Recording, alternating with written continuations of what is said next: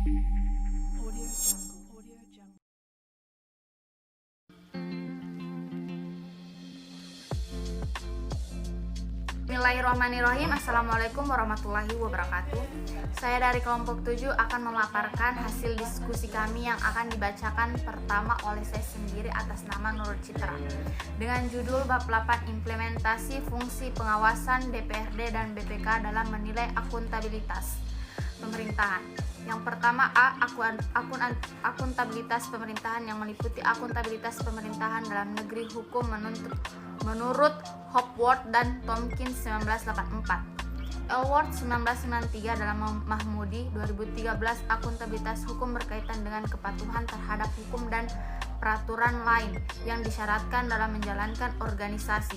Sedangkan akuntabilitas kejujuran berkaitan dengan penghindaraan penyalahgunaan jabatan atau abuse of power, korupsi dan kolusi. Akuntabilitas hukum menuntut penegakan hukum, law of enforcement. Dalam melaksanakan good governance tentunya pula tidak terlepas dari prinsip-prinsip good governance yang antara lain yang berkaitan dengan akuntabilitas hukum, yaitu satunya tegaknya supremasi hukum, rule of law. Sehubungan dengan itu, dalam proses mewujudkan cita good governance harus diimbangi dengan komitmen untuk menegakkan rule of law dengan karakter-karakter antara lain sebagai berikut: supremasi hukum, the supremacy of law, kepastian hukum, legal certainty, hukum yang responsif, penegakan hukum yang konsisten dan non-diskriminatif, independensi peradilan. Prinsip-prinsip government itu sendiri. Jadi prinsip-prinsip government yaitu mengenai transparansi, mempunyai keterkaitan dengan akuntabilitas hukum, karena transparansi adalah keterbukaan atas semua tindakan dan kebijakan yang diambil oleh pemerintah. Jadi prinsip transparansi menciptakan kepercayaan timbal balik antara pemerintah dan masyarakat melalui penyediaan informasi dan menjamin kemudahan di dalam memperoleh informasi yang akurat dan memadai. Transparansi dibangun atas dasar arus informasi yang bebas.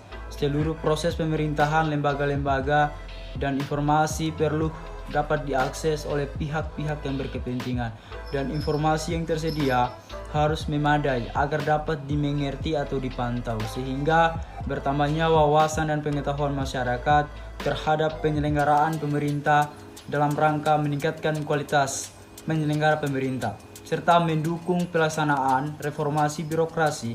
Maka diterbitkanlah Undang-Undang Administrasi Pemerintahan Nomor 30 Tahun 2014 Pasal 89. Pasal itu menjelaskan tentang menciptakan tertibnya penyelenggaraan administrasi pemerintah. Yang kedua, menciptakan kepastian hukum. Yang ketiga, mencegah terjadinya penyalahgunaan wewenang. Yang keempat, menjamin akuntabilitas badan atau pejabat pemerintahan. Yang kelima, memberikan perlindungan hukum kepada warga dan masyarakat dan aparatur pemerintahan. Yang keenam, melaksanakan ketentuan peraturan perundang-undangan dan menerapkan AUPB dan memberikan pelayanan yang sebaik-baiknya kepada warga masyarakat. Dijelaskan juga pada pasal 8 Undang-Undang Nomor 30 Tahun 2004 tentang pemerintahan daerah bahwa badan atau penjabat pemerintah dalam menggunakan wewenang wajib berdasarkan peraturan perundang-undangan dan AUPB. AUPB yang dimaksud dalam undang-undang ini meliputi asas kepastian hukum, kemanfaatan, ketidakberpihakan, kecermatan, tidak menyalahgunakan kewenangan, keterbukaan, kepentingan umum, pelaksanaan yang baik. bagian B tentang akuntabilitas dan pengawasan.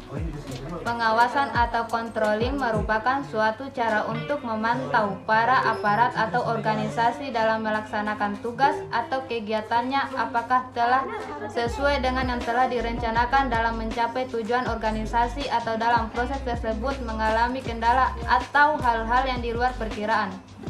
Output dari pelaksanaan tugas dan kegiatan yang dilakukan oleh aparat atau organisasi harus ada pertanggungjawaban pada dasarnya.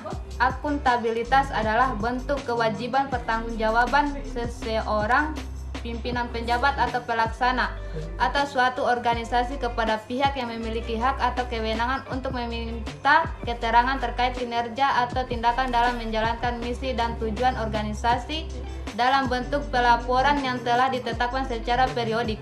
Saya akan membacakan materi bagian C tentang pertanggungjawaban keuangan negara. Menurut Undang-Undang Nomor 15 Tahun 2004 tentang pemeriksaan pengelolaan dan tanggung jawab keuangan negara adalah kewajiban pemerintah untuk melaksanakan pengelolaan keuangan negara secara tertib, taat pada aturan perundang-undangan, efisien, ekonomis, efektif, dan transparan dengan memperhatikan rasa keadilan dan kepatutan. Kita ketahui bersama bahwa memang akuntabilitas pemerintahan menjadi fokus utama masyarakat karena akuntabilitas dapat mencegah terjadinya praktek korupsi seperti yang terjadi. Karena itu akuntabilitas ini mengharuskan lembaga-lembaga publik membuat laporan keuangan untuk menggambarkan kinerja keuangan organisasi kepada pihak luar.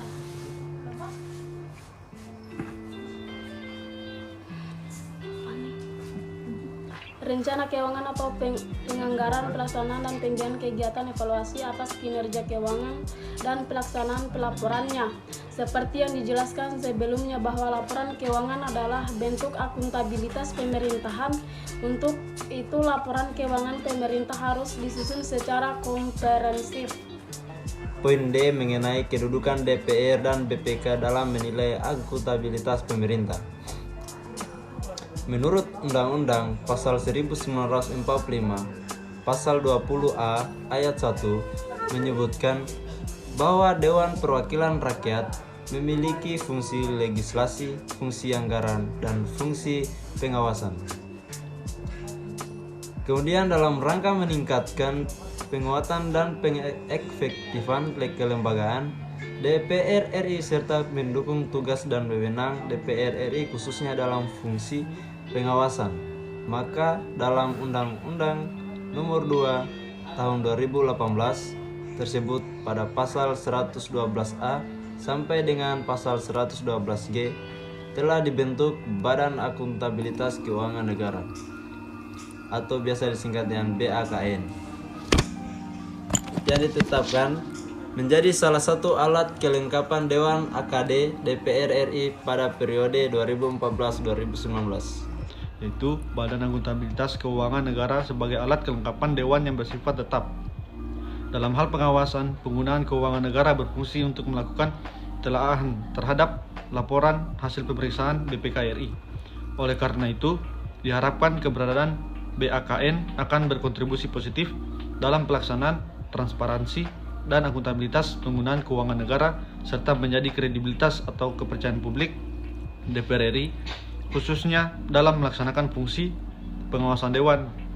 Adapun penetapan anggota BAKN periode 2014 sampai 2019 telah ditetapkan dalam rapat paripurna DPR RI tanggal 26 April 2018. Berdasarkan pasal 4 Peraturan DPR RI nomor 1 tahun 2020 tentang tata tertib DPR RI menyebutkan bahwa DPR memiliki 3 fungsi, yaitu fungsi legislasi, fungsi anggaran, dan fungsi pengawasan. Tindak lanjut laporan hasil pemeriksaan LHP BPK oleh DPR.